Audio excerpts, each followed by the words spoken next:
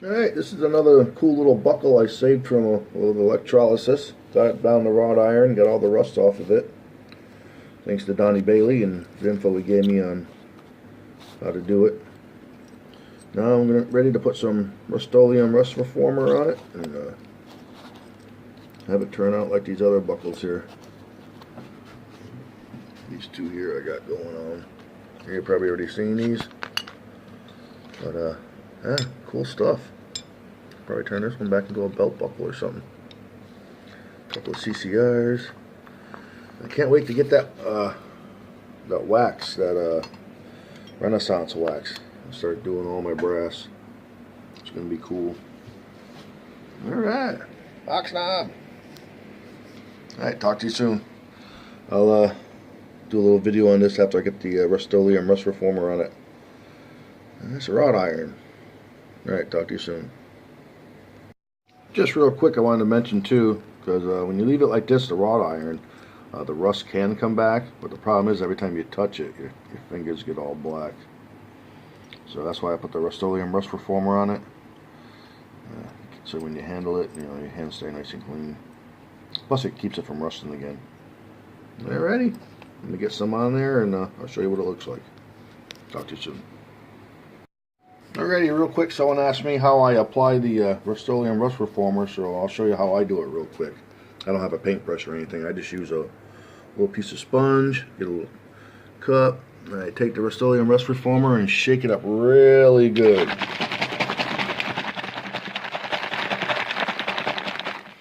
Let me pause you. I'll pour a little in the cup here. Okay, that was easy. What I do is I move the ton to the side a little bit so I can get underneath where the ton normally goes in the middle there. I just dip a little bit in here and just dabble, dabble, dabble. Like I said, don't be afraid. It goes on white, but it dries clear and it makes it look black when you're done. So, what's the great stuff about this stuff is that it dries in about a half an hour. So, I just put it on, I'll let it dry, I'll flip it over. That's it, and I'll do the other side. The stuff is wonderful. Like we saw how the other stuff turned out. You don't need very much, just a little bit. Ooh, don't fall off. Uh-oh, in trouble here. There you go. It bubbles a little bit, but pretty cool. I'll get back to you in a minute when that dries. We're about 30 minutes. Okay, that didn't take long to dry. Okay, you get this is what it used to look like on this side, the wrought iron. And that's what it looks like now with the this side being painted. Alright, let's flip this bad boy over and do this side.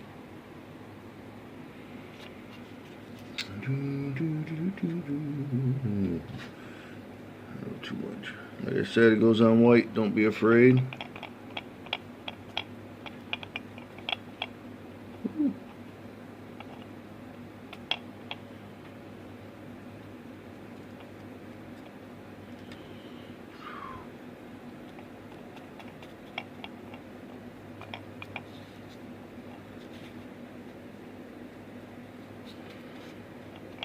Sorry there.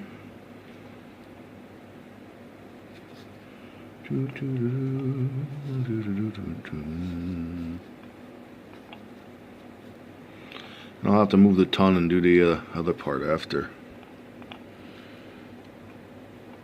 Actually, I'll probably put the ton up there somehow.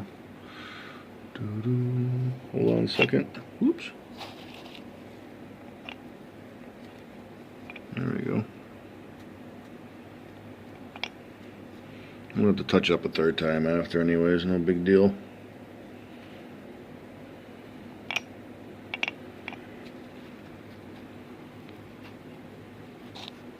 Alright.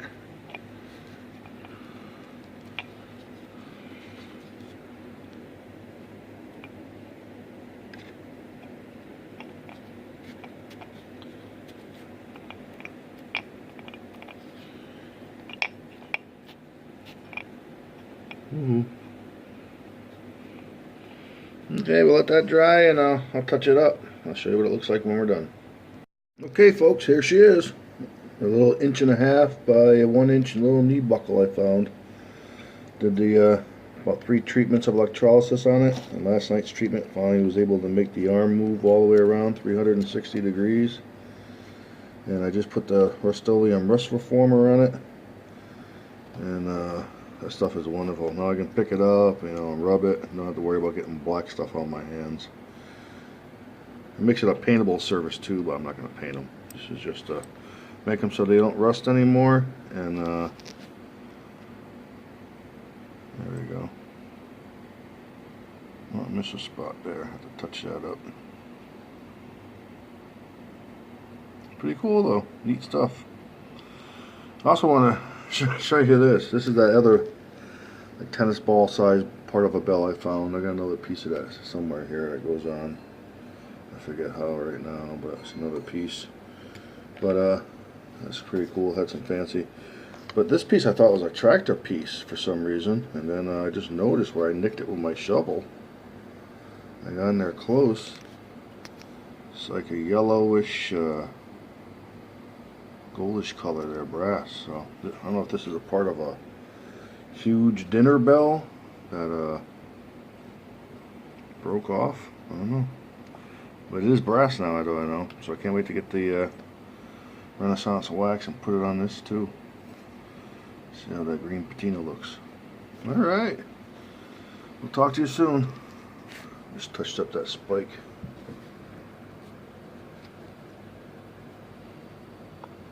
That's one of the straight ones. Alrighty, I'll talk to you soon. Later.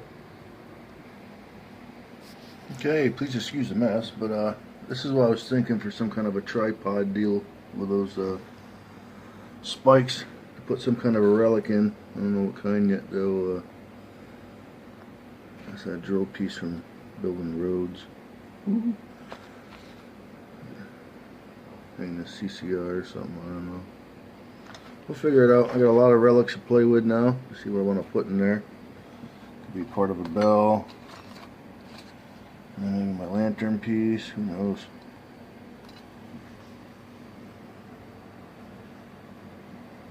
Alright, quite a bit to choose from.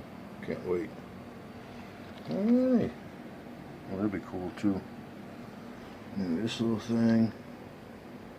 That's cool. Looks like a little fire pot. Neat. Maybe something with a CCR. I don't know, figure it out. Anywho.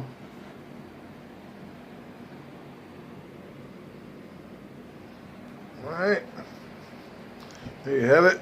It's about 9 a.m. Wednesday. I got the day off. I'm going to go out hunting with my big coil. AT Pro. My Garrett Carrot. I'm ready to go. I'll see you soon if I find anything good. Later. Alrighty. I don't know. This is what I came up with so far. Little cowbell on the top.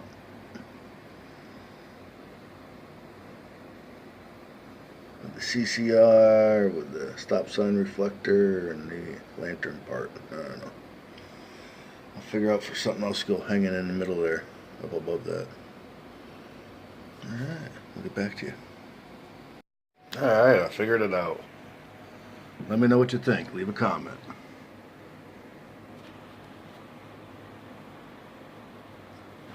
The old tripod for the fire there.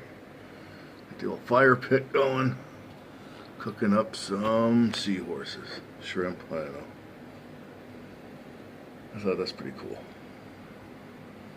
Alright, leave a comment. Let me know what you think. Alright, talk to you soon. Hope you enjoyed. Later.